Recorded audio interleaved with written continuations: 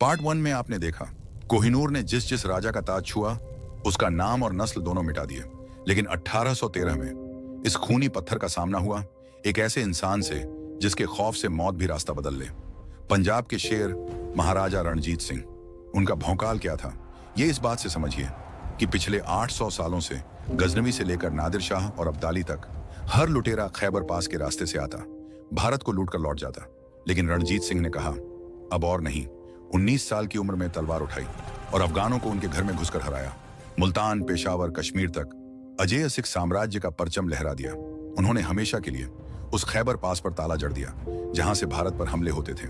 उनका रुतबा इतना बड़ा था कि जिस अहमद शाह अब्दाली ने भारत में खून की नदियां बहाई थीं, उसी का सगा पोता और अफगानिस्तान का राजा शाह शुजा अपनों से ही जान बचाकर महाराजा के दरबार में पनाह मांगने आ गिरा। महाराजा ने कहा पनाह मिलेगी, लेकिन बदले में भारत का वो चाहिए जो तेरे पुरखे दिल्ली से लूट कर ले गए थे। उसने बिना एक शब्द कहे कांपते हाथों से कोहिनूर महाराजा के हवाले कर दिया। 74 साल बाद भारत की शान वापस लौटी। महाराजा ने उस हीरे को अपने बाजूबंद पर बांधा ताकि दुनिया देखे कि भारत ने अपना ताज अपनी भुजाओं की ताकत से छीना है। लेकिन वो सिर्फ एक खूंखार योद्धा नहीं, बल्कि एक ऐसे महान और दानवीर सम्राट थे। उन्होंने अमृतसर के पवित्र हरमंदिर साहिब पर सोने की चादर चढ़ाकर पूरी दुनिया को स्वर्ण मंदिर यानी गोल्डन टेम्पल दिया।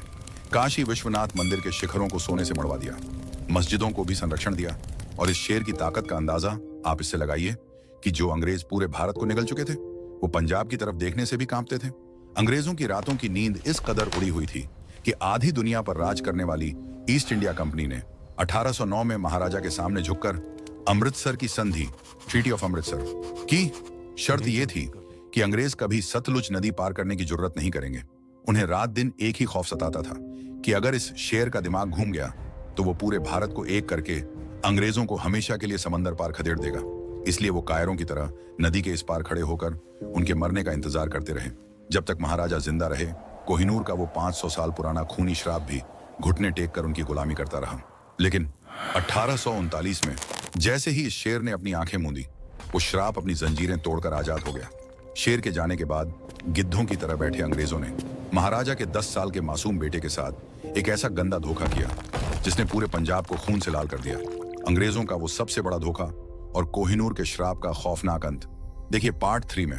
अगर आप भी चाहते हैं कि भारत का असली इतिहास दुनिया तक पहुंचे तो इस वीडियो को एक लाइक करें और कमेंट में लिखें पार्ट 3। जितने ज्यादा लाइक पार्ट 3 उतनी जल्दी आएगा।